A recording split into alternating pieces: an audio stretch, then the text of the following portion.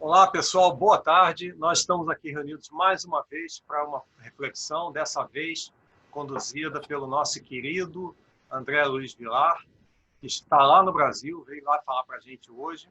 Eu gostaria de apresentar a vocês o André, ele está aqui nessa telinha, e eu gostaria de pedir, André, por favor, fala um pouco de você, fala um pouco do lugar que você trabalha, como é que é o trabalho de vocês. E eu sei que você e teu pai, vocês fazem parte do trabalho social aí desculpa, no Brasil. Você pode falar um pouquinho desse trabalho?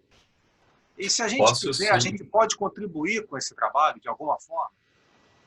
perfeitamente, Alexandre. Gostaria de agradecer a vocês, ao Swindle Spirit Society, a Dani, que tem um carinho imenso, já veio aqui em Itapira, já conheceu, já trabalhou conosco nos dias que ela esteve aqui, teve todos os dias no centro, a ela um carinho muito especial, a você, que conhecendo virtualmente agora, mas que já tem um apreço, um carinho, ao André, que está nos acompanhando também.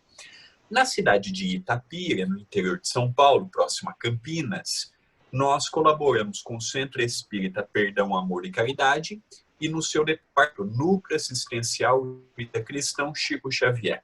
Estamos na reta final da construção do terceiro anexo, que vai ampliar as nossas atividades. Hoje a casa tem aproximadamente 20 apartamentos, incluindo uma TV web, uma editora que publica os meus livros e os direitos autorais pertencem todos ao centro. Nós também temos os departamentos o departamento assistencial, distribuição da pomadinha. Nós temos, por exemplo, a realização nesta pandemia diariamente. Estamos distribuindo alimentos no centro com todos os pedidos que foram feitos pela vigilância sanitária. Nós estamos distribuindo semanalmente cobertores, enxovais para as mulheres grávidas. Nós estamos nesta pandemia com muitas atividades. Paramos sim a parte doutrinária no sentido ao público, mas a parte social continua no vapor. E um outro dado interessante do centro é que o Amor e Caridade foi fundado no dia 14 de março de 1901. Então, no ano que vem, está completando 100 anos de atividades ininterruptas, mesmo quando nós tivemos aqui no Brasil a ditadura, não fechou nenhum dia, mesmo nesta quarentena, estamos com a parte assistencial ativa. Então, é uma casa que nos dá a oportunidade do trabalho, nos dá a oportunidade do esforço. Diariamente estamos pelo da TV A Caminho da Luz, fazendo o Evangelho no Lar.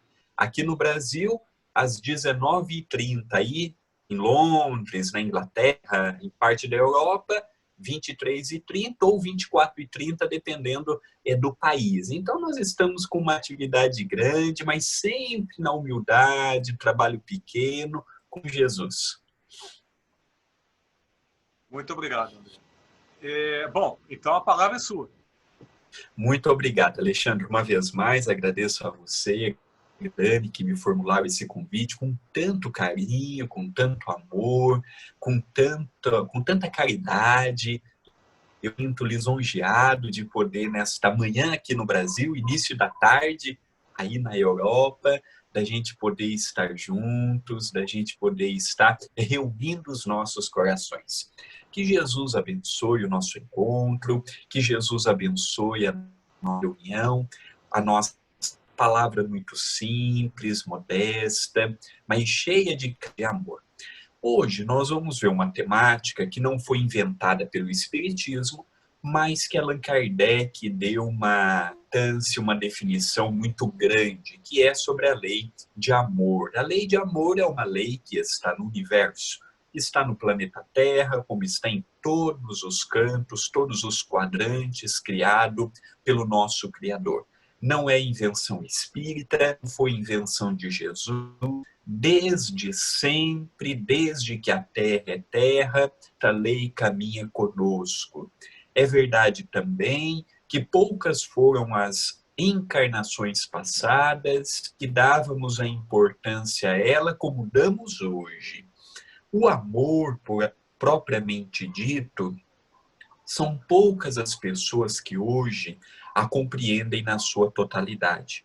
Eu mesmo não ouso dizer que compreendo, que vivo, que amo conforme o que Jesus nos ensina.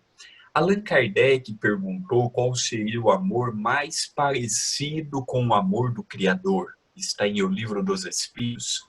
E lá nós obtemos a seguinte resposta, de que o amor mais parecido não é propriamente o amor do Criador, mas o mais semelhante é o amor de uma mãe para com o filho. É interessante que ele usa esse termo, a mãe para com o filho, o filho para com a mãe. Devotamento de uma mãe para com o filho é algo extraordinário, é algo que supera muitas barreiras, é um amor realmente sublimado, quando não, já quase divino. Eu me lembro, eu tenho uma paixão muito grande, por assim dizermos, um carinho enorme por Chico Xavier. E Chico ficou órfão por parte de mãe aos 5 anos de idade. E ele foi morar com uma muito rude, a sua madrinha, e Dona Rita de Cássia. E ela colocava garfo na sua barriga, deixava ele sem comer, batia 2, 3 vezes por dia. Foi uma fase muito difícil. Era uma mulher obcecada, e foi uma fase muito complicada. E o Chico, desde os 4 anos e meio, já via os espíritos como nós nos vemos, nós os encarnados. E ele ia para o quintal, lá tinha uma bananeira, e via sua mãe, conversava com ela. E a sua mãe dizia assim: o filho, tenha calma, resignação, aceite. E um dia ela disse assim: um anjo bom há de ser na casa de vocês. E vai ajudar vocês a não ter vai ajudar você a não ter esse sofrimento. E ele não acreditou muito na mãe dele, não. Falou: mas como aguentar com resignação? Como aguentar toda essa situação? Porque não é a senhora que está aí. Mas ele não dizia, só pensava.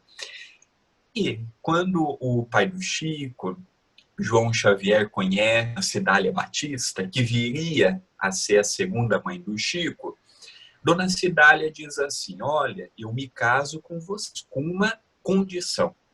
Desde que você reúna os 9 filhos que você teve com Maria João de Deus, a mãe do Chico, e juntos nós formemos uma família.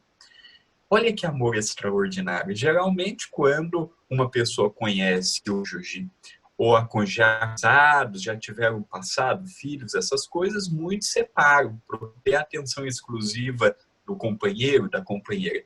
Aquela mulher não, aquela mulher disse: eu caso com uma imposição, reúna todos, fazer novamente uma família. E foi aí que o Chico, aos 7 anos, retornou para a casa paterna. Então nós percebemos que estes exemplos de amor existem muitos.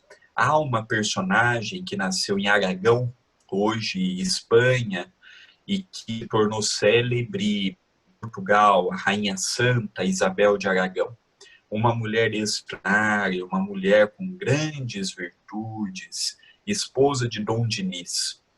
E é interessante que no inverno, aí para vocês na Europa, verão aqui para nós, na altura de novembro, mais ou menos, dezembro, ela saía com um cesto, dava pães, dava alimentos, e de repente um companheiro disse ao rei: sua esposa está fazendo carinho, não gostava.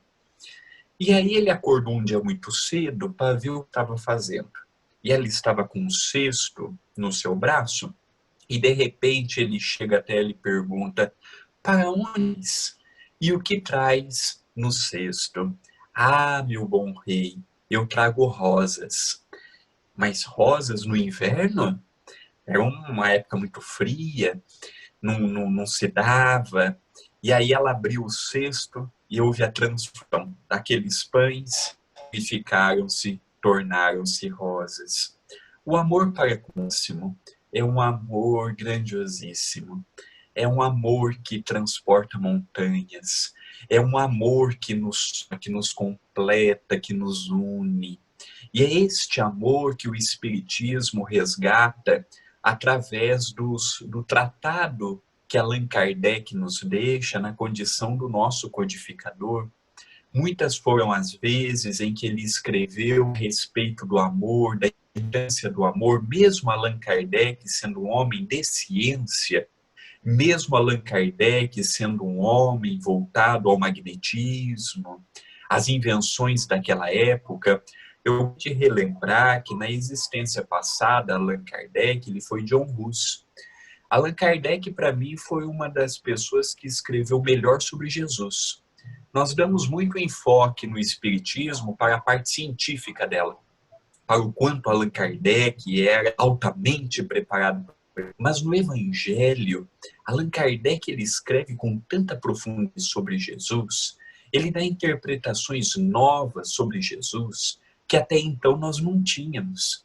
E o amor é uma delas. Então ele coloca o maior mandamento, por exemplo, quando os fariseus, vendo que Jesus calou os saduceus, reúnem-se em assembleia e perguntam: Senhor, qual o maior mandamento? Isso está em Mateus. Qual o maior mandamento? Qual o mandamento mais importante? Mas eles não questionaram, querendo aprender, questionaram, querendo ver se Jesus entraria em contradição. Amarás a teu Deus de todo o teu coração, de toda a tua vontade, de todo o teu espírito, e ame o teu próximo como a ti mesmo. Jesus fala para aproveitarmos o tempo e corrermos atrás daqueles que temos rusgas, porque é um dos poucos momentos que Jesus pede pressa no Evangelho. Anda-te depressa e reponha com os teus adversários. Quando Jesus nos ensina, quando formos fazer um banquete, a não reunirmos apenas aqueles que temos afinidade, que amamos, que nos respeitam, a procurarmos também aqueles que ainda têm dificuldades de se relacionar conosco. E Jesus ele foi o maior executador desta lei entre nós. Ele conseguiu 100% da sua vida exercer a lei de amor. Ele conseguiu em todos os momentos nos ensinar que é dando que se recebe e não recebendo que se dá, que se doa, que se faz. Isso é muito difícil, porque quando nós nos vemos, eu já estou automaticamente esperando algo. Eu já estou automaticamente, inconscientemente, pedindo algo para o meu próximo. E o amor não. O amor tem que ser uma mão que ela só vai. Se eu tiver a mão que ela vem, já deixa de ser o amor e já deixa de ser. Para mim, o amor é uma virtude. Para mim, o amor é o conjunto das virtudes. Eu não entendo o amor como sendo uma única coisa. Eu entendo o amor como sendo uma junção. Junção de humildade, junção de caridade, junção de renúncia, junção de doação, junção de várias situações que juntas compõem o amor. O amor ele é muito grande. O amor, ele, apesar de ser uma palavra pequenina, 4 letras apenas, o amor, ele por si só, ele é muito forte. E por isso que nós deveríamos repensar muito quando sentimos algo por alguém, seja no quesito legal, no quesito familiar, no quesito das amizades, nós analisarmos sempre a forma de doação de amor, porque o amor é como uma escada, existem o seu aperfeiçoamento através dos seus degraus, e o autoconhecimento nos falta a oportunidade de amarmos com mais segurança, com mais responsabilidade e com mais firmeza. É interessante que tivemos aqui no Brasil um personagem muito conhecido na sua época, José Arigó, um médium extraordinário de cura, que ele recebia através da sua mediunidade o Dr. Frites. E ali ajudava muitas pessoas com dores no corpo, com problemas físicos. E certa feita apareceu a ele para compreendermos o amor em ação, porque o amor ele está ligado à lei de causa e efeito. A lei de ação, reação, reparação e consequências. E apareceu para ele um professor universitário, um homem cético, não tinha religiosidade, mas apareceu uma ferida no seu pé. e essa ferida não cicatrizava. Foram nos médicos, procuraram informações, foram onde podiam ir, não houve êxito. Até que ouviram falar a respeito desse médico. E aí foram atrás dele. Quando chegaram, Arigó já estava dando passividade ao médico alemão, Dr. Fritz, e é interessante que, sem que o professor universitário falasse nada, ele disse assim: olha, consta na sua ficha que a tua esposa está com o mesmo problema, só que o dela da cabeça aos... E ela está no hospital em Uberaba, que cuida do fogo, fundado pela tia Cida, a qual tive a oportunidade de conhecê-la. Hoje ela já desencarnou, ela retornou ao mundo espiritual, já não cuidam mais daquelas crianças que cuidavam. Era uma ferida que abria e aquilo queimava. E não havia remédio que passava. Era uma coisa... Aquelas pessoas que tinham aquilo eram vínculos um pouco antes, a época das cruzadas, então foi um momento muito difícil e doía muito, ardia muito. E a esposa desse médico estava nesse ambiente. E aquilo já foi a primeira manifestação do sobrenatural para este médico, para este professor cético. Ele, sem falar nada, sem jamais ter visto o médium e aquele espírito, já estava dando tantos testemunhos. Curiosamente, e falando: olha, eu sei que você não é espírita, e também que você não compreende a reencarnação, nem a lei de causa e efeito, ação e reação. Mas eu vou te falar da onde originou o problema teu e da tua esposa. Numa vida passada, a tua esposa era casada.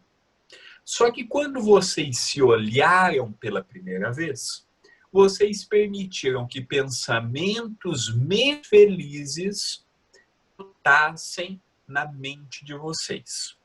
E o amor correspondido com o outro. E numa noite infeliz, vocês arquitetaram a desencarnação do esposo. Então colocaram fogo no colchão e aquele marido desencarnou de uma forma trágica. E aí vocês tiveram uma vida feliz. Olha o termo que o espírito utiliza, uma vida, porque existe a felicidade e a consciência. Existe a felicidade fora dos padrões da espiritualidade. Viveu uma vida feliz. Desencarnaram. Chegaram no mundo dos espíritos. Quem que encontraram do outro lado? O marido. Mas ele não estava com aquele ódio a ponto de se tornar um obsessor. Não. Era um homem que sentiu muito, não compreendeu por que aconteceu aquilo, mas ele tornou um obsessor. Mas o olhar daquele homem foi crucial. Os dois sentiram tanto remorso pelo que fizeram, que eles pediram uma oportunidade nova e pediram que fosse acionado a lei de causa e efeito. Porque eles não queriam ficar com aquela mancha consciencial. Reencarnaram, os dois vieram novamente como companheiros. O marido, nós temos o caminho da história.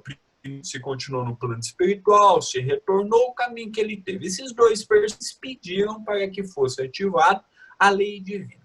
Quando eles chegaram aqui, conheceram, casaram lá. Ele era um homem bom, não tinha religiosidade, mas não era aquela pessoa que transgredia a lei divina. Ele não compreendia, mas também não transgredia. Era uma pessoa justa, misericordiosa, o conhecimento nunca guardou apenas para si, sempre divulgou o que ele sabia, era um pai justo, era um esposo honrado. Agora, quando a lei divina chegou até ele, viu trabalhando, formou apenas uma ferida. A esposa era diferente. A esposa era maledicente, fofoqueira. Isso não é das mulheres, não, porque tem ó, casais que invertem o papel. E não vão pensar o André machista, não.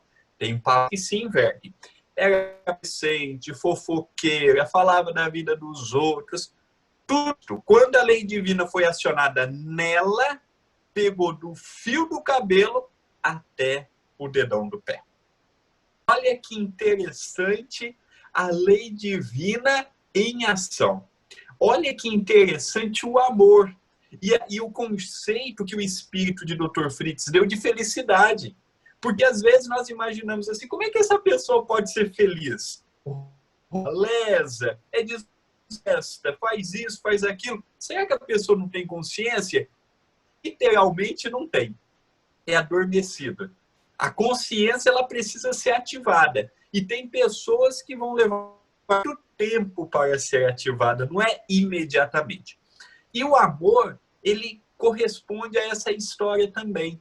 O amor, ele sai de um amor irreal, que é aquele amor pela posse, aquele amor pela beleza física, aquele amor pela sensualidade, amor pelos prazeres, são um amor sublimado. Aquele amor de alma, aquele amor em que corta o tempo e o espaço, igual, por exemplo, Lívia com Públio Lentulus, que tarde se tornou Emmanuel. Um amor generoso.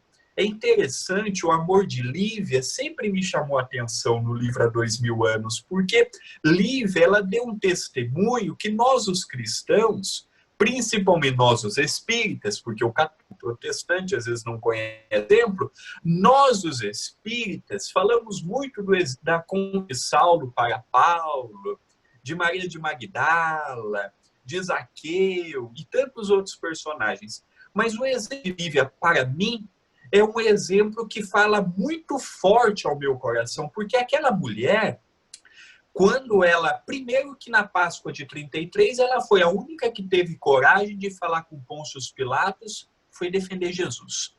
Ninguém mais defendeu. João e Maria ficou com Jesus, os outros 11 correu, 11 não, 10, porque Judas se doou, e os outros todos ali perdidos no tempo e no espaço. Ela foi num quartinho em que Pôncio Pilatos recebeu as amantes. E Fúvia, uma mulher perturbada, uma mulher com muito ódio no coração, muito perversa, falou, olha, Públio, sua esposa está tendo um relacionamento com Pilatos. Ele diz assim, não, minha esposa é honrada, então vem aqui. E Lívia entrando no quarto, mas ela não entrou para ter nada com ele. Não é que ele tentou algumas vezes, ela foi uma mulher muito honrada, não, eu sou fiel ao meu esposo, sou feliz com ele, não quero nada, tenho filhos e sempre foi uma mulher muito honrada. E quando ela entrou naquele quarto, ela não entrou com nenhum outro objetivo a não ser de falar e testemunhar em nome de Jesus. Eu conheço aquele homem. Aquele homem só faz bondade, ele nunca tentou nada contra o reino, nada contra você, nada contra ninguém. E, de repente, ele está sendo acusado e entre ele e Barrabás, o povo escolhe libertar um criminoso confesso e libertar um homem que toda fez o bem. E aquela conversa rendeu para Lívia décadas em que ela voltou para casa, não pôde mais criar filha, ela foi isolada desse papel, ela não pôde mais fazer nada que fazia, mas como o divórcio era algo muito forte e Lentulus não queria sujar a imagem da sua esposa, disse, olha, você vai continuar minha esposa, você vai continuar nessa casa, mas apenas de aparência. O tempo foi passando. E Públio Lentulus, aquele senador romano, aquele senador revestido de muito poder, de muito machismo e automaticamente de muitos preconceitos, ele começou a sua esposa era uma extraordinária. Não merecia aquilo da parte dele. E ele só analisar se realmente Lívia cometeu o adultério.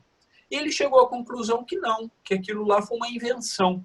Mas que tomou coragem de pedir perdão, seria numa solenidade em que estariam as principais pessoas ali, e ali ele iria, diante de todas aquelas pessoas importantes, falar do amor que ele tinha por Lívia, Lívia, na noite passada, foi capturada pelos soldados romanos. Ela e Ana, sobrinha de Simeão, outra mulher extraordinária do cristianismo primitivo. E aí Lívia fala assim: Ana, eu te obrigo a trocar de amigo, porque se eu ficar com essa minha roupa, eles vão ver que eu sou da sociedade, e quem é da sociedade não vai para a arena, e eles vão me tirar do sacrifício. Então inverte a roupa comigo. E inverteu. Ana ficou fora, porque parecia ser uma mulher da sociedade, e foi. E Lívia desencarnou olhando nos olhos de Públio Lento. E quando ele caiu por si, já era tarde. Então nós vemos que o exemplo de amor, esse exemplo de renúncia, esse exemplo de aceitação, porque ela ficou muito triste em não poder fazer o que ela fazia com a sua filha, mas ela teve uma coisa, ela não se revoltou.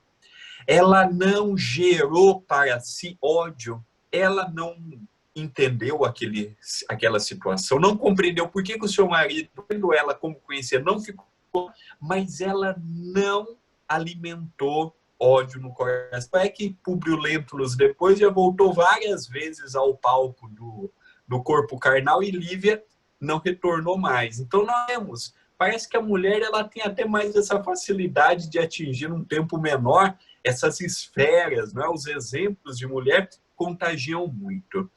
Nós vemos outros personagens mais que cortaram o tempo e o espaço, mostrando para nós que é este o amor. O amor aqui na Terra, ele é um amor muito difícil de ser realizado, praticado, sentido, vivenciado, porque as ilusões são muitas. Mesmo no conhecimento espírita, mesmo nós tendo uma casa espírita, nós vemos a dificuldade de mantermos fiéis à mensagem, nós vemos a dificuldade de mantermos fiéis ao comportamento, ao exemplo. E esses exemplos nos mostram a estrada reta. Eu estou estudando, vai ao ar no ano que vem pela TV A Caminho da Luz, o estudo do livro No Mundo Maior. Já clube da TV Nosso Lar, os Mensageiros, Missionários da Luz, agora vai o Obreiros da Vida Eterna. E estudando o livro No Mundo Maior, tem uma personagem, o livro é composto pelos personagens principais André Luiz e Calderaro, que é o benfeitor, o instrutor da obra. E é importante que aparece uma outra personagem que me chama muito a atenção, Cipriana. E Cipriana, ela foi uma mulher aqui na Terra que passou muitos padecimentos, sofreu muito. Ela foi abandonada, perdeu os filhos, foi enxotada pela sociedade, passou muitas dificuldades aqui. Mas ela também não alimentou raiva, rancor, ressentimentos. E um dos casos que André Luiz estuda no livro é um livro muito interessante, porque ele estuda caso de esquizofrenia, ele estuda caso de suicídio, sexualidade desregrada, ódio conservado. E o primeiro caso que eles estudam levam 3 capítulos do livro. Fala de um personagem ligado ao outro, em que o mais velho, ele tratava o mais novo como um filho. E o mais novo tratava o mais velho como um pai. E trabalhava esse mais junto com este pai do coração. E, de repente, ele pedia a parte que lhe cabia. Foi pedir a parte, queria ajuda. E esse pai do coração não aceitou. Disse, não, eu já dei tudo que você merece, te dou tudo que você merece, você tem casa, comida, você tem tudo. Esse jovem, agindo de modo premeditado, desfere um golpe até nesse... E este homem morre. E perante a sociedade, ele fez parecer que ele havia apenas caído, batido a cabeça e passou pela sociedade como um crime natural, sem vincular nenhuma pessoa. E durante 20 anos, este senhor obsediava este filho do coração. Não entendendo, eu dei tudo, eu dei casa, eu dei trabalho, eu dei formação, eu dei dignidade, eu dei tudo para essa criança e, de repente, que a pessoa faz isso. E, de repente, André Luiz, vendo aquela situação, pergunta, como nós podemos ajudar esse espírito que está passando por esta situação, por este momento, por esta circunstância? André, nós precisamos de uma pessoa que tenha muito amor no coração. Porque nesse exemplo, somente o amor demove as ilusões, o ressentimento, o ódio. Ué, mas você não dá conta de fazer isso, Calderaro? Não. Nós, André, temos inteligência, mas nós ainda não atingimos o amor fraternal. Então vai vir uma personagem que você vai conhecer, a Cipriana, e você vai ver o papel que ela vai exercer. Chegou aquela mulher muito simples, conservando a sua simplicidade, mas uma mulher que estava numa posição hierárquica acima deles. Chegou, fez uma prece, ela assistiu de uma luminosidade imensa e foi conversar com esses dois personagens. Ao esclarecimento e convidar pelo excesso de amor que ela tinha no coração ao perdão. Então nós começamos a ver, por estes exemplos simples, que o amor ele está em todas as partes. É interessante o próprio Jesus. Dois momentos do final da vida de Jesus que me impressionam. O primeiro é uma citação bíblica: Pai, perdoa-lhes porque não sabem o que fazem. Por nós, humanidade. Perdoa.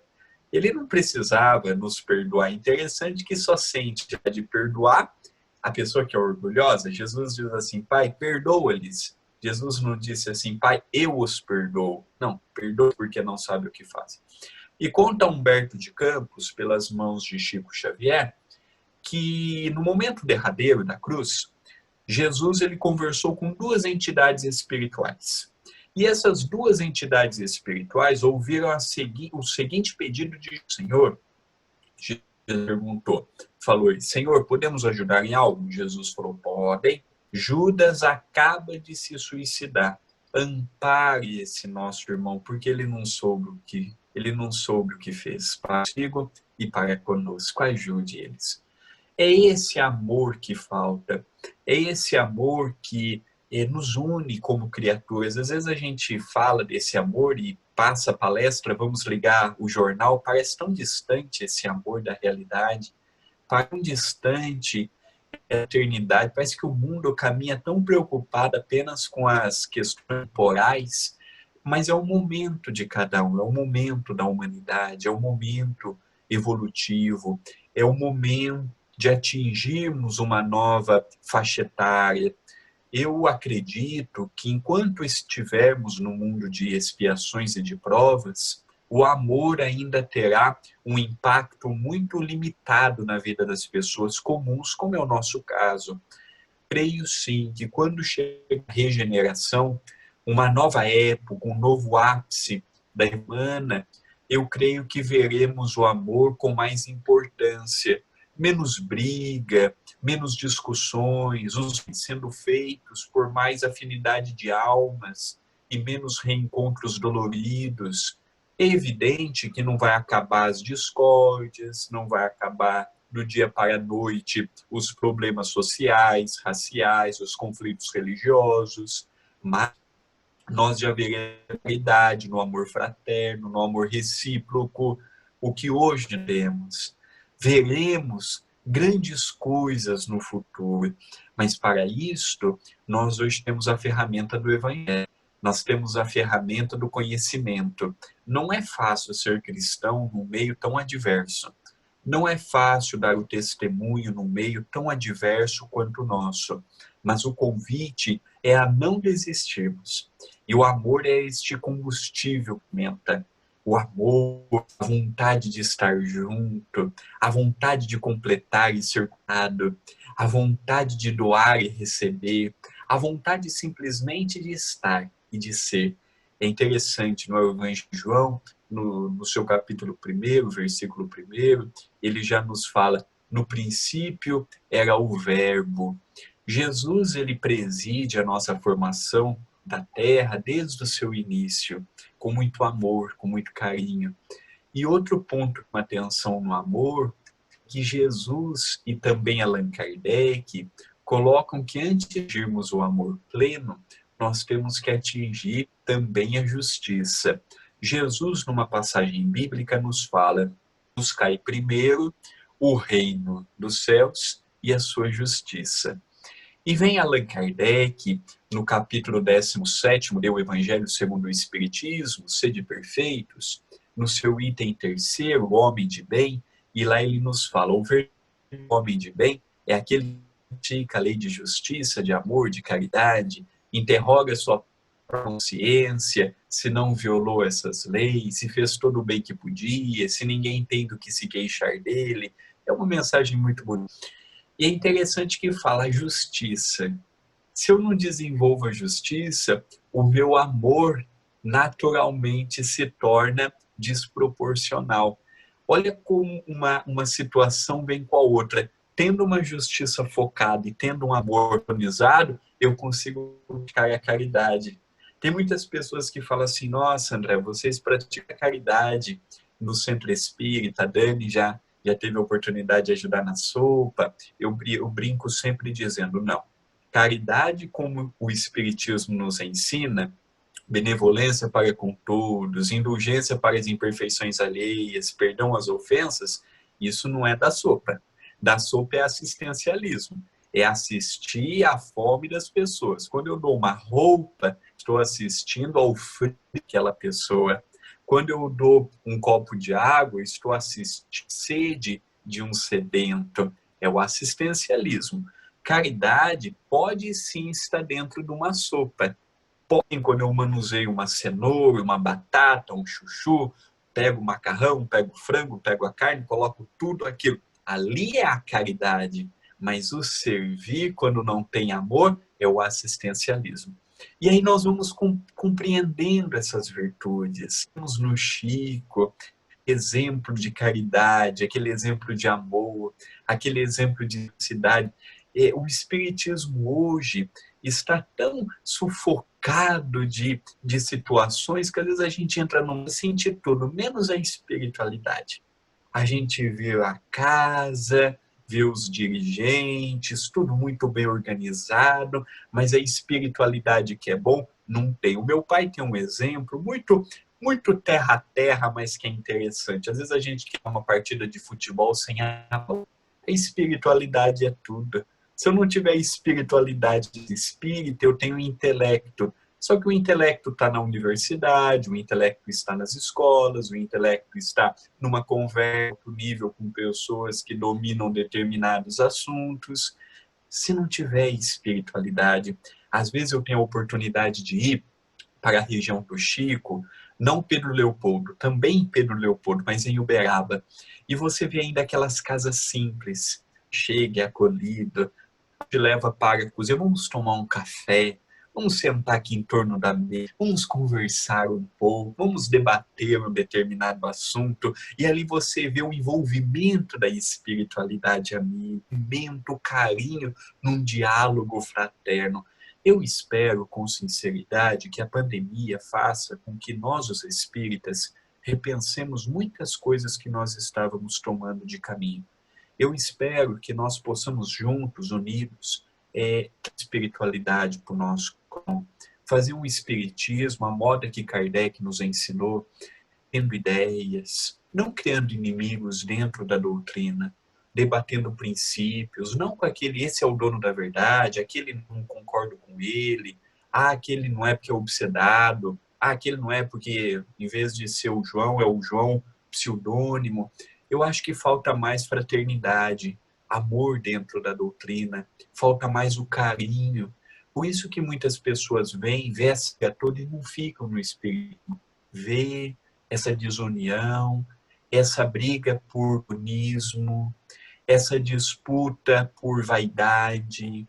E a pessoa fala, mas se esse é a terceirização, se aí está contido o cristianismo primitivo, na condição do cristianismo renascente, eu fico imaginando que não tem aí fora. Então eu torço muito para que quando voltarmos a um novo normal, porque aquele normal que nós tínhamos não teremos tão já, um novo normal para a matéria e para o espírito. Eu torço muito para que as casas, ao abrirem, sei que muitas não abrirão. Muitas estavam esperando o momento para falar assim, por conta da pandemia eu não vou mais. Muitos estavam esperando uma justificativa para não retornar. Muitos estavam esperando um momento para falar assim, não disse? Cadê Deus? Cadê os bons espíritos que pensam? Mas as que abrem, que possamos juntos, neste intercâmbio com o alto, fazer um espiritismo à moda da simplicidade, porque às vezes a gente acha que simples é ruim, não, simples é bom. Simples é aquela pessoa que fala, estou completo, estou preenchido. Por isso que os evangélicos no Brasil crescem tanto. Eles chegam com música, olha, é Jesus para lá, é sorriso para cá. A gente chega no centro espírita, cuidado, olha a lei de causa e efeito. Você fez isso, vai ter que voltar com aquela pessoa. A pessoa anima, eu estou casada, eu tenho que voltar com esse traste aqui. Não, é muito fardo. Aí vai lá, evangélica, vamos cantar. E a pessoa fica feliz, é Jesus para cá, é Jesus para lá, não tem que voltar mais com aquele lá, não. A pessoa fica. Às vezes a gente chega no centro espírita, vai conversar com o dirigente está depressivo. A gente também tem problema, evidentemente. Não somos fora da realidade. Não tem dia que a gente não está bem. Às vezes a gente vai conversar com a pessoa no atendimento fraterno, é o doente que consola o atendente. Então nós precisamos mudar essa realidade. Chegar na casa espírita com mais alegria, com mais otimismo. Fazem 4 meses que a gente está fechado aqui, mas felizmente a Desobsessão, que é um grupo pequeno, não parou dia nenhum. Nenhum dia a gente parou o intercâmbio com a espiritualidade, e nenhum dia a gente parou de dar comida para as pessoas, e nenhum dia a gente deixou de fazer o evangelho no lar. Nenhum dia. Nenhum dia a gente viu. E muitas pessoas falaram assim, mas André, essa comida... Eu falei assim, pior do que isto é o exemplo na Casa do Caminho que eles recebiam leprosos e a lepra passava. A gente ainda tem máscara, eles não tinham. A gente tem álcool em gel, eles não tinham. A gente tem hoje informação, eles não tinham. Só não trabalha quem não quer. Ah, mas eu posso pegar ela na minha casa mesmo, quando eu tenho contato com alguém que vai entregar uma comida para mim pelo delivery. Eu posso pegar. Se eu tomar todas as precauções... Nós vemos Eurípides Barçanufo desencarnando a gripe espanhola em 1918, trabalhando contente. Se fosse perguntado para ele, você prefere vivido mais 5 anos e com peso na consciência de ter deixado de fazer o que você fez ou ter desencarnado como desencarnou? Então, a gente está num novo momento. Antes a gente dava a vida pelo Cristo, hoje a gente tem que dar o exemplo pelo Cristo. Não é mais a vida... Não é também, comigo não acontece achar que é o Superman, a heroína e sair aí fora. Não, a gente tem que se cuidar. Precisamos trabalhar. Jesus precisa tanto de nossas mãos. Jesus precisa tanto do nosso apoio. Jesus precisa tanto da nossa caridade, do nosso sentimento, do nosso amor recíproco. E eu sim, que quando tudo isto der uma acalmada, no tempo de Deus, às vezes as pessoas falam assim, eu não vejo a hora de ter a vacina. Eu digo sempre, eu não vejo a hora de vir a vontade divina, com uma vacina, com um remédio, se for para ser prolongado, que seja. Não vai sim a reclamação. Às vezes as pessoas lamentam a época que a gente está vivendo. Estou feliz de estar vivendo essa pandemia, porque é um momento tão importante para a Terra, é um momento de tantas transformações. O cético vai continuar cético. O descrente vai continuar descrente. O materialista vai continuar materialista. É uma ilusão nós acharmos que vai mudar a Terra. Não muda só quem quer mudar. Maria de Magdala mudou porque ela falou assim, eu tenho que mudar. Saulo mudou porque disse, eu tenho que mudar. As pessoas não falam, eu tenho que mudar, continuar antes e depois da pandemia, sendo as mesmas pessoas. Para o espiritualista, qual espírita se inclui? Se tiver olhos para ver, é um momento muito empolgante que nós estamos passando. É um momento em que nós nunca fomos testados tanto na fé. Eu acho interessante, espírita deprimido com tanta informação que a gente tem. Espírita com tanto medo da morte como a gente tem de informação. Ter medo do novo é natural. Lógico, eu também tenho. A gente vê o espírita apavorado com a morte. É normal, cara, ter medo. É normal o protestante ter medo. Eu vou para o inferno, eu vou para o céu, eu vou para o purgatório, eu vou para onde? Mas e nós, os espíritas? E nós, os espíritas, com conhecimento, com essa beleza de doutrina, de religião, de informação, do que queremos chamar, que nós possuímos aquele medo, aquele pavor. Então, ser espírita nada mais é do que pegar o mecanismo de 2000 anos e traduzir para hoje. Às vezes a gente quer ir em roda e esquecemos de fazer o básico. Às vezes a gente esquece de que o simples é tudo. E aí vem, a gente sofistica a mensagem, a gente inventa muita moda. E nada. Espiritismo é de pessoa para pessoa, de coração para coração, e a lei de amor é tudo isto para nós. Esta injeção de ânimo, esta injeção de caridade que vem, inunda o nosso coração e nos transforma. E encerro as palavras lembrando o exemplo de Jesus. Jesus, ele demonstrava amor pelas pessoas, dizia eu te amo. Às vezes a gente fala eu te amo, mas não demonstra pelas ações. Jesus não. Jesus era pelas ações.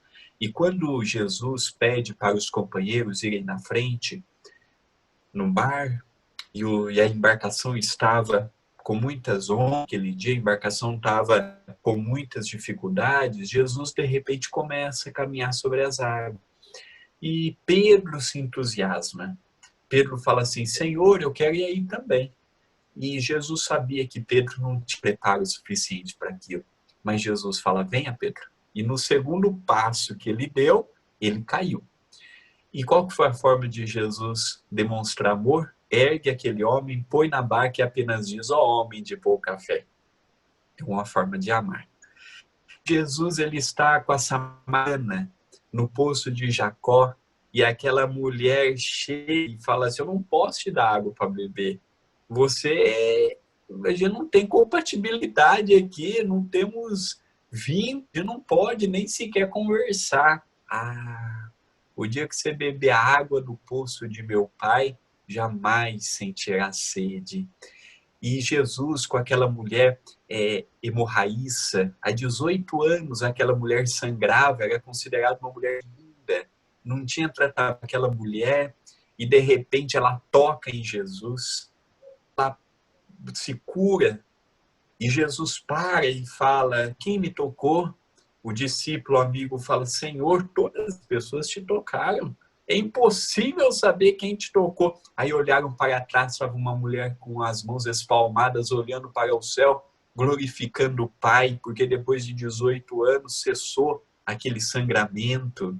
E Jesus disse, de mim saíram virtudes. Jesus era o amor, era o movimento. Jesus era muito, Jesus era o médium dele próprio, extraordinário. Então, esses exemplos mostram que é difícil, é possível. É muito tortuoso o caminho, mas não é impossível. É muito ilusório às vezes, mas não é impossível. A gente pode fazer mais, podemos fazer melhor. E Jesus é o nosso exemplo maior. Quando carregamos ele conosco, tudo se torna mais simplificado. Que Jesus nos abençoe, nos ampare, e eu agradeço muito pela oportunidade de estar nesta reunião e peço desculpa minha fala simples, com poucas informações que os amigos já não soubessem, mas uma coisa tem abundância aqui, amor e carinho. Muito obrigado. Olha, André, antes de mais nada, nós agradecemos, porque acho que essa vibração de amor foi a principal característica que nós todos devemos ter sentido aqui hoje. Tanto nós encarnados, como os desencarnados que estão conosco, que a espiritualidade aqui está vibrando fortíssima nessa vibração maravilhosa. Eu estou falando de mim, né? Médio não ostensivo, médio intensivo. Né? E se eu estou sentindo isso, eu tenho certeza que todo mundo está sentindo essa vibração. Então, na verdade, a gente agradece muito, porque você trouxe esse carinho, você não trouxe ensinamento, você trouxe essa mensagem que o amor que você falou, que o Cristo passava para as pessoas, você passou para a gente hoje. Né? O teu testemunho hoje aqui não foi um desenrolar de conhecimentos, não, porque na pergunta 995, na pergunta não sei das coisas, não. Você veio com a mensagem central da história, né? Você veio dar um exemplo da lei do amor, e você deu. Olha, foi, para mim, pelo menos, foi maravilhoso. Eu gostaria de saber se alguém teria alguma pergunta a fazer, algum comentário. Se alguém tiver algum comentário ou pergunta a fazer, por favor, liga o microfone. Olá, obrigada pelo convite para aqui estar e para ouvir. Eu estou muito ligada à Isabel de Aragão, por ser portuguesa e pela história dela, que nos comove, e também por Lívia, uma grande mulher, e nós mulheres ainda sentimos a mais perto, e por Eurípides, que o centro onde eu trabalho e frequento é de Eurípides, aqui em Oeiras. E, portanto, estive muito em casa nesta fala, senti muito em casa, o que agradeço imenso. A vibração chegou aqui também, Alexandre. Sente aqui a vibração forte. E agradeço tudo. Um beijo para cada um. Eu agradeço essa casa em Oeiras, já tive a oportunidade de... Eu sei, que já lá foi. Dirigida pelo nosso amigo Ucha, que nos Zé recebe Luís. sempre com tanto amor. Zé Luís Ucha nos Verdade. recebe com tanto amor. Sempre almoçamos com ele e com a esposa e com um grupo de pessoas após a palestra. É sempre uma casa muito fraterna ali para a nossa região, para os amigos em Portugal, na zona de Lisboa. É verdade, é verdade. Sempre bem-vindo. Obrigado. Eu gostaria, André, de te agradecer também, né, mais uma vez, né, uma alegria aos nossos corações ter a oportunidade de te escutar e de sentir toda essa vibração de amor que tu transmitiu para nós, né? E esse amor desinteressado que tu falou, tu trouxe para nós, que é o exemplo do Cristo, né? Sem querer nada em troca, né? E isso é tão bom. E eu posso dizer, pela minha experiência e a oportunidade que eu tive de ir ao núcleo, né, de participar um pouquinho só das atividades, aquele bendito rodão, aquela escova, né, para limpar o chão lá, aquilo foi muito bom para mim. E eu tenho uma gratidão imensa por todo aquele momento, né? Então, e por agora também. Muito obrigada. E outra, né, amor? A gente tem o André abrindo agosto e o pai fechando agosto pra gente. Olha que alegria, né? É verdade. Eu agradeço muito a tua vinda. Nós também a vinda da Beth. Nós tivemos a vinda da Marlene, do Bezerra, da Beth, do Fraternity. É sempre uma alegria quando nós temos companheiros. A Silvia já esteve também. Então, sempre que nós e outros companheiros mais que passaram, vindo de Londres para nos visitar, é sempre muito bom quando as pessoas podem nos visitar, podem trabalhar conosco, porque trocamos energias e trocamos também experiência. Então, quando você, o Alexandre, estiverem aqui no Brasil, não fica só no Sul, faz favor, venham nos visitar também. Pode deixar. Tu pode falar um pouquinho sobre a obra? Posso. A obra de ampliação, nós estamos caminhando para aquela reta final, que é uma reta um pouco mais cara, que é a questão do acabamento. Como é uma obra muito grande, e você viu, quase 2.000 metros de construída, e nós não temos ajuda do governo, nós não temos ajuda de nada, é as campanhas, a ajuda das pessoas quando nós fazemos palestras e adquirem os livros que escrevemos. Todos os livros que eu escrevi, eu doei para o 100% dos direitos autorais. E agora, nessa questão da pandemia, já não temos mais a oportunidade da palestra. Lançamos agora, há uma semana atrás, o novo Passos de Luz, e muitas pessoas aqui no Brasil adquiriram a sua pré-venda pela loja. Quem mora fora do Brasil é quase impossível por conta do preço do frete do correio, né? Mandar o livro, então é inviável. Mas aqui no Brasil, muitas pessoas adquirem e estão nos ajudando. Nós acreditamos que nesse segundo semestre nós vamos terminar a obra. Nós estamos correndo com ela, Dani, tentando assim fazer muitas campanhas, estamos nos esforçando muito, porque nós estamos entrando numa época no Brasil muito difícil de desemprego. E o que mantém o centro são as campanhas que nós fazemos de alimento. Então o companheiro do centro que vende marmitex, hoje vende 5. E até o final do ano vai vender 2. Então uma cidade pequena como a nossa já está com um número grande de desempregado. Essa é a outra repercussão da pandemia, uma repercussão triste que nós estamos tendo ao lado das mortes. Então a gente está procurando nos esforçar muito, estamos procurando fazer campanhas, mobilizar as pessoas pelo WhatsApp, tem pessoas que estão ajudando do Brasil e do exterior com dinheiro direto do centro, as pessoas estão vendo fotos pelo Facebook, porque é a única maneira que nós temos de terminar a obra. Em contrapartida a tudo isto, nós dando alimento todos os dias. Para você ter uma ideia, eu não sabia o que era fazer 30 quilos de macarrão para dar para as pessoas. O que é você fazer entre macarrão, molho e o recheio para pôr no macarrão? 100 quilos de material. Hoje a gente está fazendo uma sopa que quase, entre a sopa e os legumes que a gente usa, quase 115, 120 quilos de mandioca, assim, por dia. É uma coisa extraordinária que eu, particularmente, eu estou na sopa desde 2007. Todo sábado participo. É uma coisa assim, Dani, que eu nunca vi na vida. Porque a gente sempre deu. A gente sempre deu alimento, sopa, refeições. Mas enquanto a gente dava 4, 5 pacotinhos de macarrão, 3 quilos, hoje nós estamos pondo 25. 4, 5 panelas enormes. E temos fotos de tudo na própria página, na própria fanpage. E estamos caminhando. Estamos fazendo o que a gente pode, com muito otimismo. A gente tinha adquirido todo o material para realizar a pomadinha Chico Xavier, que é aquela pomadinha fitoterápica, com a obrigatoriedade de ser dado gratuito. Compramos tudo, Dani. Foi logo naquela semana que veio e pediram para fechar tudo, as religiões, o comércio. Não sabemos hoje quando vamos realizar a pomada, porque a pomada você precisa de uma equipe de 100 pessoas. São 40 mil tubinhos de pomada para rotular, para encher, para fechar, para pôr na caixa. Não consegue fazer isso com um grupo de 10 pessoas. São tachos enormes de panelão.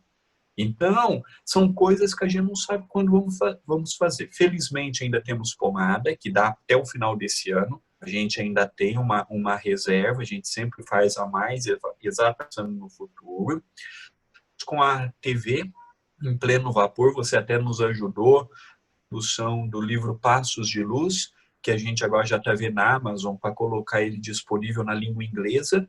Tem muitas, são mensagens, não é mensagens espíritas, então pode ter uma abrangência a outros corações. Até você também nos ajudou na tradução, na legenda do programa Opinião Espírita, que é o programa da mãe do livro Cartas de uma Morta, também atingindo a língua inglesa. E hoje já está com 30 e poucos inscritos, então nós estamos trabalhando. É cansativo, porque por exemplo, meu pai está aposentado, eu não estou. Então é trabalho de dia, à noite a gente se desdobra, mas olha, está um momento assim que a espiritualidade nos apoiado tanto. Chegamos na casa espírita, recebemos um abraço tão fraterno deles, que isso supre todo o cansaço, isso nos ajuda muito, mas a obra está muito bonita. Coisa boa, é uma alegria saber. E vamos continuando com fé, né?